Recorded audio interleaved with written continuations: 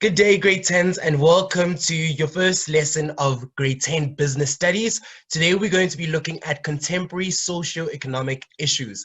My name is Sibusiso Masumbuka, and I am your business studies educator. By the end of today's lesson, you will be able to explain the meaning of socio-economic issues and the reason why they pose a challenge to businesses. You will be able to define and give the meaning of inequality and poverty.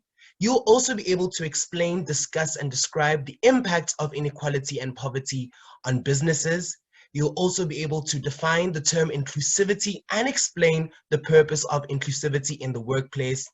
And you will also evaluate the negative impacts of HIV and AIDS on businesses. And lastly, you'll be able to outline the differences or the different types of gambling and explain the impact on businesses. So, what are socioeconomic issues? So, socioeconomic is a word that comes from both social and economic.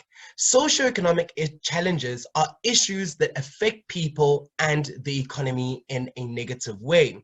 Can you think of any socioeconomic issues that we experience in our country? They are problems that come from social or people and economic or money circumstances. I've got some pictures on the screen that depict socioeconomic issues, and I hope you're able to identify a couple of issues that we experience as socioeconomic issues in our country. Now let's have a look at the different types of socioeconomic issues. We've got inequality and poverty, inclusivity, HIV and AIDS, gambling, piracy, counterfeiting, bootlegging, strikes or political disturbances, as well as crime. The reason why socioeconomic issues pose challenges to businesses. Now think about it. When people are poor, when your business is in an area where people are poor, where people are treated unequally, where people are addicted to gambling, where there's a lot of crime, where there's a lot of people that are infected with HIV and AIDS, are you going to be able to make an income or a profit when those socioeconomic issues are there or present where your business is? That is why it's important for us to study socioeconomic issues so that we as businesses or business owners need to be able to redress or fix these problems so that our business can make a maximum profit. Remember, that is the main objective of a business. Socioeconomic issues affect consumer spending due to poverty and unemployment. When your customers are poor or do not have money, they will not be able to spend their money in your business or to buy goods and services in your business. These issues place an extra burden and expenditure on businesses as they have to develop policies or support systems, informative programs to address them. So what do we mean by placing an extra burden? We mean that we as business owners need to now go back to those same communities where our businesses are located and give back to those communities. How? By creating jobs, by making sure people are treated equally, by informing people about HIV and AIDS so that people are able to have the buying power and the ability to spend their money in our businesses. Businesses are expected to create as many job opportunities as possible to assist government to address these issues, which places a financial burden on them. So even though government is doing a great job in creating jobs, but we as well as business owners or as individuals in the society need to start our own businesses so that we can create jobs. They must also educate employees on social issues and how to become involved in the community to address these social issues. So how do you educate employees on social issues? You raise awareness about HIV in the workplace, you promote inclusivity in the workplace, and you also educate people about gambling and all sorts of issues that they face in society as well. Now let's have a look at the first socioeconomic issue. Inequality is the degree in which people do not have the same opportunities and are treated differently because of their social status. What do we mean by social status? We mean by the fact whether they are poor or rich, by the fact that they are treated differently because of their gender, their race, their sexuality, or because of their disability as well. It also means that people are not equal. For example, some have lots of money on access to education, while others are desperately poor. And we have three different types of inequalities. We've got economic inequality, where income is not distributed equally and not everybody has the same opportunities. We've got racial inequality, and as you know, in South Africa, we are recovering from the apartheid regime where people were racially discriminated and we're not given the same opportunities, as well as gender inequality. So a lot of our cultures and our religions perpetuate the idea of a patriarchal society where men are given a lot of power and a lot of opportunity.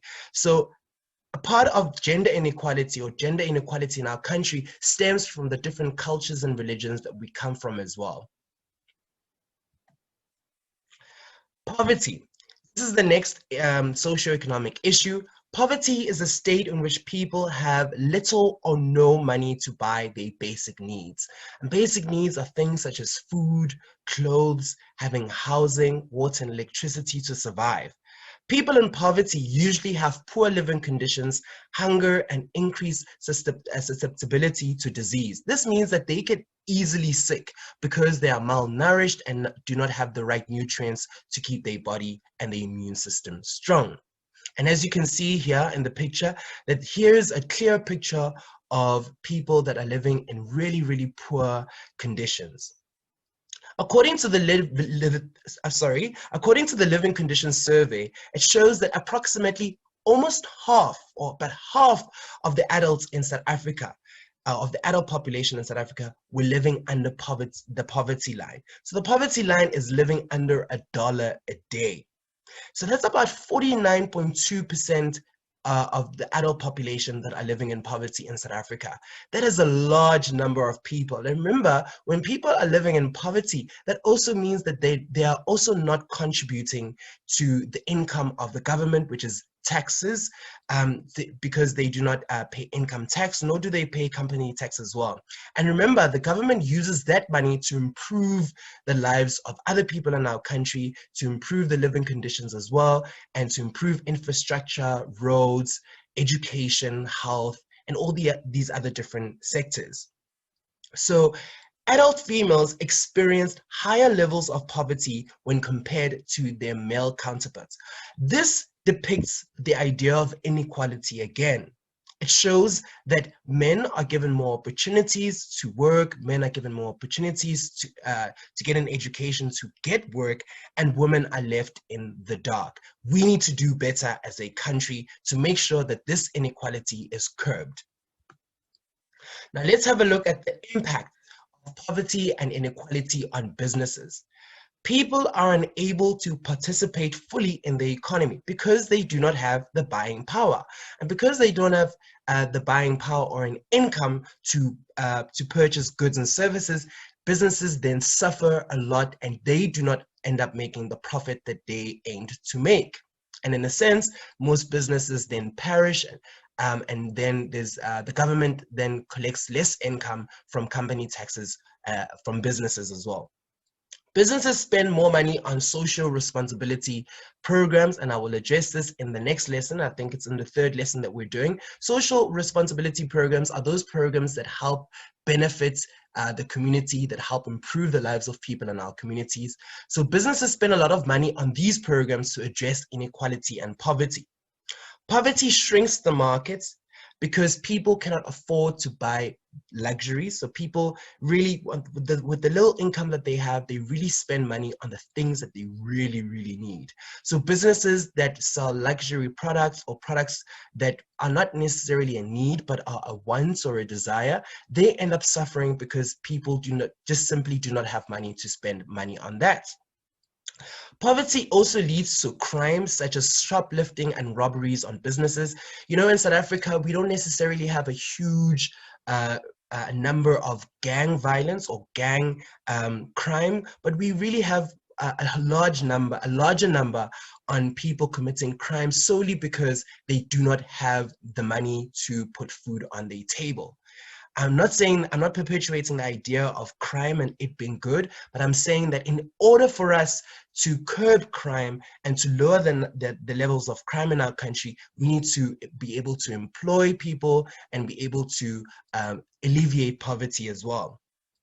The impact of poverty and inequality also increases violence as groups scramble for better status and a social position. So because people are treated unequally and because people live in poverty, people then scramble for a better social status. They want to be treated better. They want to have employment. They want to be treated equally as well. So they then start all these violent protests so that they can scramble for a better social status and a better social position.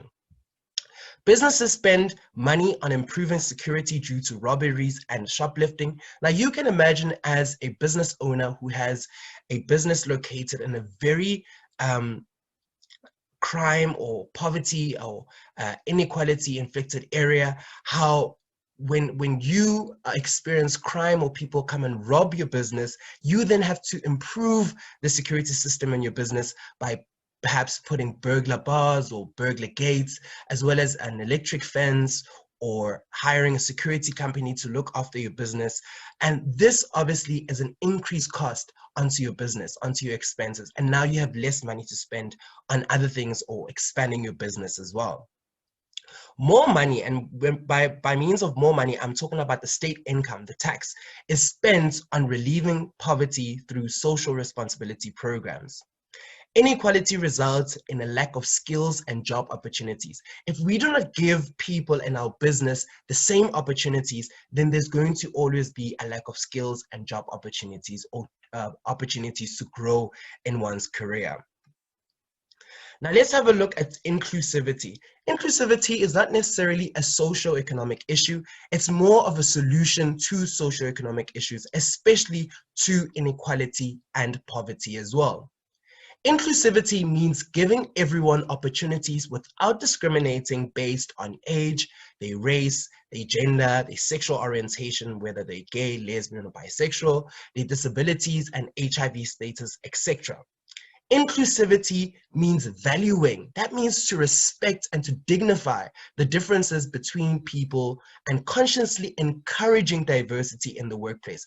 So when we are in a country where there's a lot of inequality and poverty, you want to be able as a business owner to encourage diversity in the workplace by giving opportunities to grow to people of different races, of different genders, sexualities, etc. So this is what you want to do in your business in order to promote inclusivity. The word inclusivity comes from the word include, that means to involve people, and the opposite of inclusivity is exclusivity. Now let's have a look at the purpose of inclusivity in the workplace. Inclusivity enables businesses to make the best use of all human resources. When you're able to use or to have people that work in your business of different races, genders, disabilities, or abilities, you are then able to maximize on the amount of human resources. And remember, human resources come, the different people that you hire in your businesses come with different skills and talents that will able to grow and expand your business as well, and to improve your services and your goods. Inclusivity promotes equal opportunities for every employee to obtain skills that will lead to promotion and a great career path. It promotes respect for each person and their contributions in the workplace. It promotes a healthy and happy working environment, which in turn increases the job satisfaction and productivity. When your employees can see that everybody is given equal opportunity, because regardless of their race, their gender, disability, or sexuality, then people feel more happy, more welcome, and comfortable in the working place. And they can also see a growth spurt, or them growing in the business as well. And when you have happy employees, trust and believe you're going to be able to have a successful business that will continue to grow and make maximum profit as well. Inclusivity also increases tolerance of each other's ideas and beliefs. So it's not just about giving people equal opportunity, but it's also educating people about the different types of sexualities, genders, and races in the business. And in that way, people are more understanding to other people's ideas, values, and beliefs. Inclusivity increases communication in the workplace so that business goals and objectives are achieved. Businesses are able to use a variety of talents and skills. Inclusivity increases education and training, resulting to a decrease in poverty. By giving as many people opportunities as possible in your business, you are then improving people's skills, and you're therefore decreasing poverty as well. Inclusivity increases the number of middle-class people participating in the economy as well. Now, let's think about it. How would you, as a business owner, create a sense of inclusivity in your workplace? How would you go about it? What programs would you implement in your business to make sure that people feel inclusive or included? How would you make sure that you promote inclusivity, not just in the workplace, but in your community as well? I mean, take a look at um,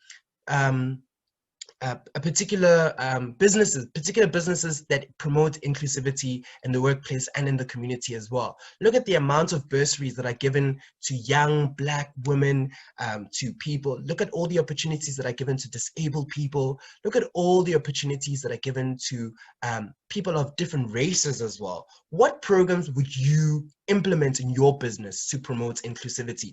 I would like to hear from you guys, and so if you guys could also comment in the comment section on the YouTube channel so that I know what programs that you would include, and I will include this in our next lesson. Now let's have a look at unemployment. Now this is a very, very huge problem in our country, more especially now and during this COVID-19 period, where a lot of people have lost their jobs as a lot of businesses have also perished. Unemployment are those people within the economically active population, ages 15 to 64. Now, before I scare you, ages 15, the reason why we say 15 here is because in South Africa, it is constituted that you're supposed to be in school up until the age of 15. And then from grade 10, 11, and 12, it is then what we call further education and training. So if you're in school and you're 16, like you're in grade 10 now, you do not fall part of the economically active population. However, if you had to leave school now, then you would fall part of the economically active population. So again, let's go back to our definition. Unemployment are those people within the economically active population who are not working but want to work and are able and are available to work, and who have recently taken steps to look for employment or to start their very own business. Now, we've got huge numbers of unemployment in our country, and we all know that unemployment also leads to poverty and therefore leading to crime as well. Over 3 million jobs, boys and girls, were lost during the COVID-19 period, during the lockdown period in South Africa. That is a huge number of people that have lost their jobs. And we know that when people are unemployed, then businesses need to start to create these or start having these relief programs to help people out, because people will not have money to buy goods and services. And also at the same time, it will just create bigger problems for businesses as well. So unemployment is a huge, huge problem in our country, and you really don't want to find yourself in this sort of situation. But that is why you're doing business studies, so that you can learn about it, and you can also help other businesses thrive and to do better, so they don't find themselves in a situation where they have to retrench people, and when their people will then have to be unemployed as well. The causes of unemployment is a large number of unskilled labor force. So because of inequalities, because people are not given the same opportunities or the same sort of education, people are not given the same, people are not granted the amount of skills to be able to fall part of a labor force. So a lot of people are unskilled and uneducated in our country. Another cause of unemployment is insufficient growth in the economy. When our economy is not strengthened, and especially now because we are deemed to be in and young status as well, it means that our country is in a lot of debt and our country is not doing well economically. And in this way, businesses are unable to employ more people because they themselves are not making an income as well. Another cause is that industries that use technology rather than labor or human resources. So now we know we're getting more into a digital age, a digital area, the fourth industrial revolution, where a lot of skills and sort of jobs have been outdated, and people have fallen out of the work system because they've been replaced by technology. And I mean, a lot of businesses are starting to get a lot of machinery and digital devices that replace humans, and that is because it is cheaper to get that device or the machine rather than it is to pay an actual human, because that's a lot. Most businesses spend a lot of money on human resources or on salaries. Another reason of unemployment is overpopulation.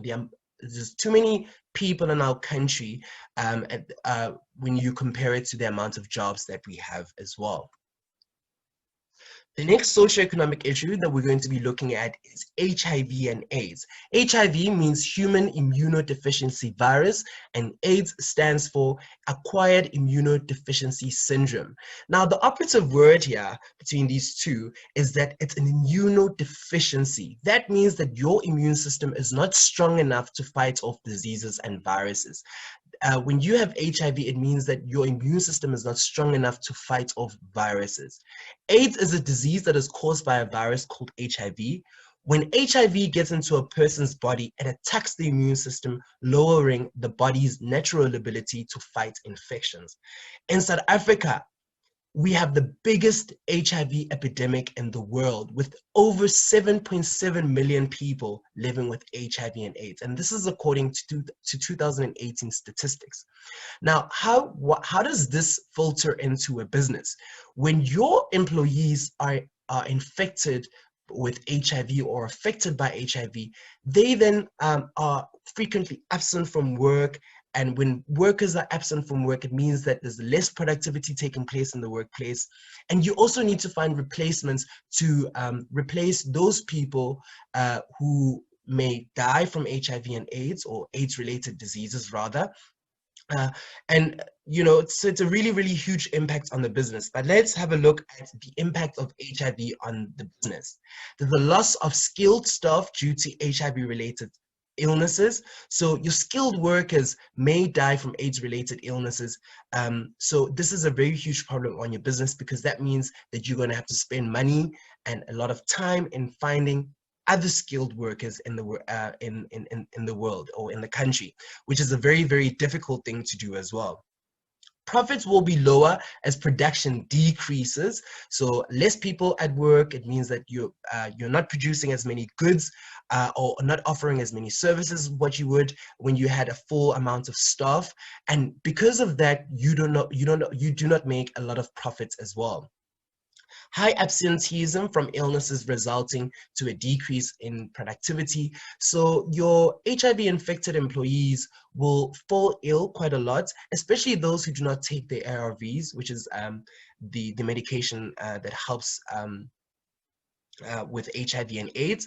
And there's going to also be a lot of conflict that can arise among the staff if they discover that a worker is HIV positive. In South Africa, there's a lot of stigmatization where we label a lot of people. So because the person is HIV, we make uneducated comments that can really make somebody feel inferior and unwanted as well. So this can cause a lot of conflict in the business. But that is why you as a business owner need to make sure that you educate your workers, whether they're infected with HIV and AIDS or not, so that they know how to prevent themselves, how to treat other people, and not to stigmatize other people as well. Businesses can find it difficult to keep up with production levels and to meet deadlines because of poor staff morale. So again, you have let's say 40% of your staff is HIV infected and 60% of your staff is not HIV positive. So in this way, you've got the staff that's at home ill or constantly absent at home and that are ill, or you've got 40% of them who have also died from AIDS-related diseases. Now you've got 60% of the staff that is doing their own job, and they're also doing the job of the people that are at home or who have passed on from HIV-related diseases. Now, as a business, it is very difficult to hire new people or to get replacements to do the jobs of the people that are infected and are ill at home, and for those who have passed on. And it could put a lot of burden on the people who are not HIV positive, as they have to do the job of both the people of themselves, the jobs that they are supposed to do, as well as the jobs of the people that are at home or have passed on. So that could have a really poor staff morale, as people feel inundated with work and feel like there's a lot of work that they need to do and cover up for the people that are ill or have passed on. Businesses face increased costs of finding or recruiting and training replacements. So now when you have to find a new worker and you have to assimilate them into your business, it may be really expensive, and expensive in a sense of you need to spend a lot of money in terms of training them, and also expensive in a sense that you need to use a bit of time or a long period of time to train them and orientate them into the business as well. So finding new workers, yes, is good, but also at the same time, it is an increased cost on the business as you need to continue training them as well. The pool of available skilled workers is getting smaller due to the high rate of HIV infections. So a pool, when we refer to a pool, we refer to their number. The amount of available skilled workers decreases as the HIV infection spreads in the country. The cost of finding replacement employees and recruiting are high, as some businesses may use or opt for the option of externally recruiting people and using recruitment agencies to help find skilled workers for their businesses, and that is an increased cost to your business as well. Businesses need to invest money in programs to educate workers regarding AIDS. So in your hope or in your idea of educating your workers about HIV and AIDS, you may have to spend a lot of money and use a lot of time, time in which you could have been productive in producing goods and services or offering services. So you need to invest that time and money in educating your workers about HIV and AIDS. And it is important and it is imperative that you as a business owner do this so that your employees are educated about HIV, not only to prevent themselves from getting HIV, but also to stop the stigmatization in the workplace as well. Another impact is that it decreases the number of consumers, and it causes a drop in the demand for goods and services. So again, if your business is located in an area where there's high HIV infections, a lot of your customers, your consumers, may also die from AIDS-related diseases, which also makes decreases the amount of consumers that you have, which also decreases the amount of profits that your business could possibly make as well. Another one is it costs such as insurance, retirement funds, health, safety are higher as a result of HIV for the business. So you as a business pay insurance or health insurance for your workers, some of your workers, such as medical aid, and those costs may be higher because of AIDS, because of HIV infected employees. Businesses face increased costs of paying benefits like housing subsidies, medical care, funeral care, and pension funds. And the staff morale may be low as they are concerned about their health, thus lowering productivity. And when we talk about the workers that are concerned about their health, we're talking about those who are HIV infected. So they may, because of their constant illness, they may be then demotivated to work, or their morale may be really, really low, thus lowering productivity in the workplace as well. Now let's have a look at gambling. Gambling means to bet on something of which the outcome is unsure. It can also take on a form of playing games in the hope that some money could be won. Although gambling is legal, it gives false hope. So gambling is very big in South Africa. I mean, you have casinos everywhere, and you've got all these gambling businesses everywhere, and you know, it's people that have that bet on money and hope to get some form of money back. You know, you bet on a chance. You know, in mathematics you do probability, so you all know how that all works. And people really just do this so that they can increase their income as well. So a lot of people get into gambling because of the inequalities, because of the poverty as well. And you can imagine, if your workers, if your employees as a business are addicted to gambling, you can imagine the huge impacts that that could have on your business as well. And that's how it filters in as a socioeconomic issue in business as well. So your workers may not want to spend, because they spend a lot of time on gambling, as because some casinos are open for 24 hours, and there's no end, and some of your workers may be addicted to gambling. They may not want to spend a lot of time in your business or in being productive. A lot of people may, you know, pretend like they're working at work whilst they're busy on a laptop and gambling. So it decreases on productivity. And you can imagine if your bookkeeper or your financial manager in your business was addicted to gambling. You can imagine how that person would spend all their money on gambling or lose all their money on gambling, and they would then in turn steal from your business as well. So gambling is a huge economic, a socioeconomic issue in a business as well. And let's have a look at the different types of gambling. We've got pyramid schemes, money laundering, that is when you clean illegal money and make it legal. You card games, casinos, the national lottery, Tata My Chance, Tata My Millions, scratch cards, slot machines, horse betting, Fafi or Mochina, a very popular one in South African townships, unofficial lottery type schemes, bingo halls, sorry, unlicensed casinos, internet gambling, as is sometimes linked to organized crime, animal fighting, unlicensed operations offering gambling to the public. And we also know of different other forms of gambling, people playing dice in the streets, spinning. You know, it all starts from a very young age, and it's a really bad habit to get into, and I don't encourage you to get into any form of gambling at all. And you know, gambling, casinos and all these gambling businesses are very smart. They know how to automate their machines. So you hear of a jackpot that's going to be won today, and you all bet on it. And I mean, they can automate their business, I mean, their machines, to make sure that nobody actually wins the jackpot at all. Or they use these jackpots and these advertisements to try and draw us in to use our money and our income on gambling instead of buying goods and services as well. Now let's have a look at the impact of gambling on businesses. Employees may not work overtime at a short notice. So you could ask Jabu to work overtime so that you can meet a deadline and producing goods for your a different, as a supplier for a different business. And Jabu could simply say to you, no, I can't work extra time today. I can't work overtime. And he may not have a reason for it, a valid reason for it, or he may make an excuse. But meanwhile, Jabu actually is going to the casino today to spend all his money. All right. Gambling also impacts a business by creating a high rate of employee absenteeism, as people are addicted. When your employees are addicted to gambling, they may spend a lot of time at the casinos, or maybe absent from work because they've used all their money that they could have used to get to work on gambling.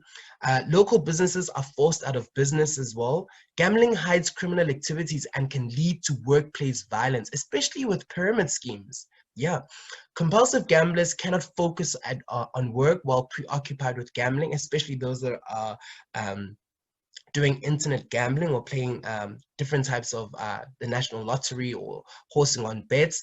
Compulsive gambling also puts a strain on relationships in the workplace as well. Yeah, addicted employees could also steal to get money for gambling. I've also mentioned that earlier. It reduces productivity as it encourages crime and corruption. When gamblers lose their money, they have less to spend on goods and services, which affects the business negatively.